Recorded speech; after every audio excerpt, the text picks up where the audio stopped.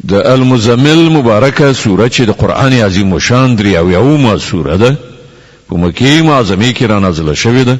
شل مبارک آیاتونه لري.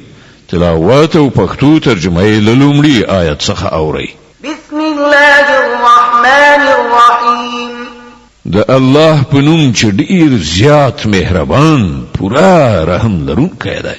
یا ایها المزمل قم الليل إلا قليلا نصفه أو انقص منه قليلا أو زد عليه ورتل القرآن ترتيلا. ای په جامه کې ځان غختون کې وېد کې دن کې شپه په منځ کې په ولاړې تیر کړه مگر کما نیمایي شپه یا له هغې نه یو څه کم کړه یا له هغې نه یو څه زیات کړه او قرآن خپ قرار الولا. إنا سنلقي عليك قولا ثقيلا. مون پر تا باندې د یو دراند کلام نازلون کیو. إن ناشئة الليل هي أشد وطئا وأقوم قيلا. په حقیقت کې شپې د عبادت لپاره پاتېدل د نفس کنټرولولو لپاره ډیر اغیزمن او د قرآن د صحیح لوستلو لپاره زیات مناسب دي. إن لك في النهار سبحا طويلا.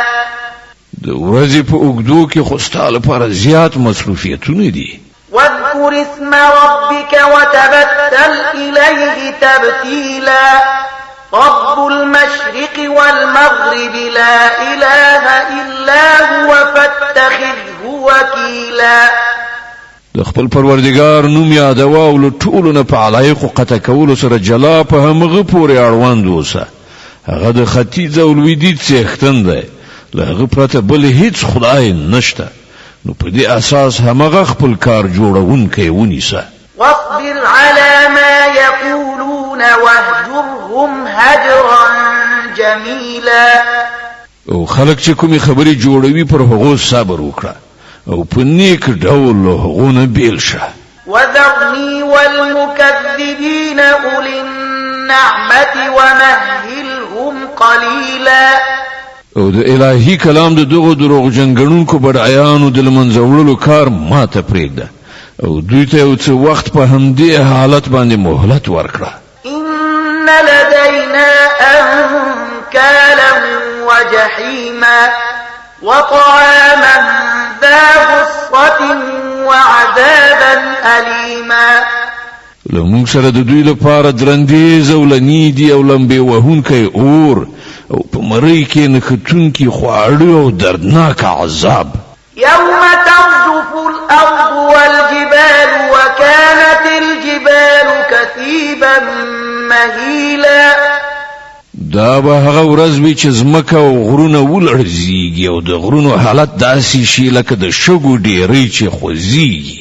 إنا أرسلنا إليكم رسولا شاهدا عليكم كما أرسلنا إلى فرعون رسولا. تاسو ته موږ په همغه شان یو پیغمبر پر تاسو شاهد لېږلی دی لکه څنګه چې موږ فرعون ته یو پیغمبر لېږلی یو. فعصى فرعون الرسول فأخذناه أخذا وبيلا.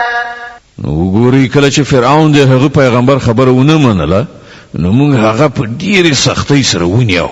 فكيف تتقون إن كفرتم يوما يجعل الولدان شيبا السماء منفطر به كان وعده مفعولا. که تاسو له منلو څخه انکار وکړئ نو په هغه ورځ به څنګه وژغورل شي چې ماشومان به بوډاګان کړي او د هغې له سختۍ نه به آسمان چاودېدونکی وي. د الله وعده خو پوره کېدونکې ده. إن هذه تذكرة فمن شاء اتخذ إلى ربه سبيلا. دا نصیحت دی اوس چې د چا خوښه وي د خپل پروردګار لوري ته د تلو لاره دې غوره کړي. ربك يعلم أنك تقوم أدنى من ثلثي الليل ونصفه وثلثه وطائفة من الذين معك والله يقدر الليل والنهار علم أن لن تحصوه فتاب عليكم فاقرؤوا ما تيسر من القرآن علم أن سيكون منكم مرضى وآخرون يضربون في الأرض يبتغون من فضل الله وآخرون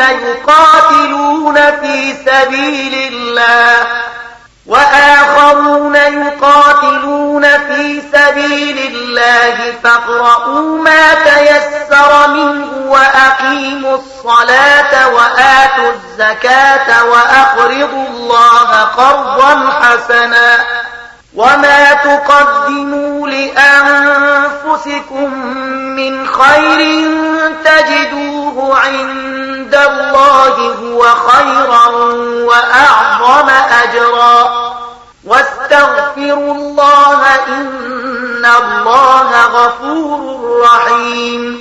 ای پیغمبره ستا رب پوهیږي چې ته کله د شپې له دریو نه دوه برخو ته نږدې او کله نیمایي شپه او کله د شپې دریمه برخه په عبادت کې ولاړې او ستا له ملګرو نه هم یوه ډله دا عمل کوي.